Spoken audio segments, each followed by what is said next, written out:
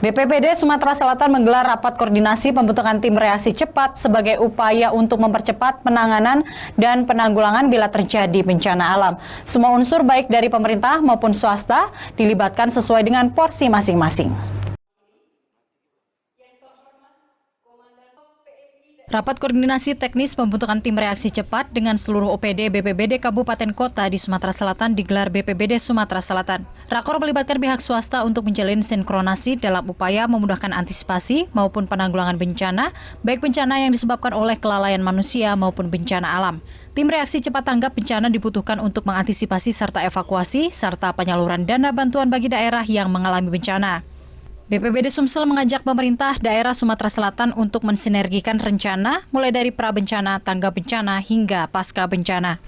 Tim reaksi cepat akan memberikan informasi situasi dan kondisi secara akurat pada daerah yang mengalami bencana pada posko utama BPBD Sumsel, sehingga dengan cepat dapat dievakuasi serta penyaluran bantuan. Selatan ini terdiri dari semua sektor, kementerian, lembaga di tingkat provinsi, dinas OPD yang terkait. Dalam hal ini, hampir semua sektor ketika terjadi bencana ini terlibat di dalamnya. Nah, oleh sebab itu kita harus bentuk bersama-sama tim sebenarnya untuk mempercepat kajian kebutuhan.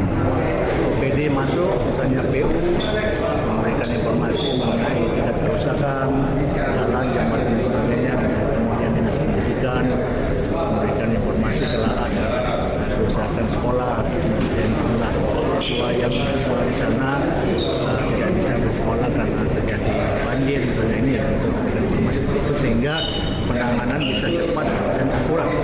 Sehingga demikian yang diharapkan. Pembentukan tim reaksi cepat tanggap bencana ini diharapkan mampu memberikan kontribusinya dalam upaya penanganan bencana di Sumatera Selatan. Dari Palembang, Ahmad Syaiful, iNews melaporkan.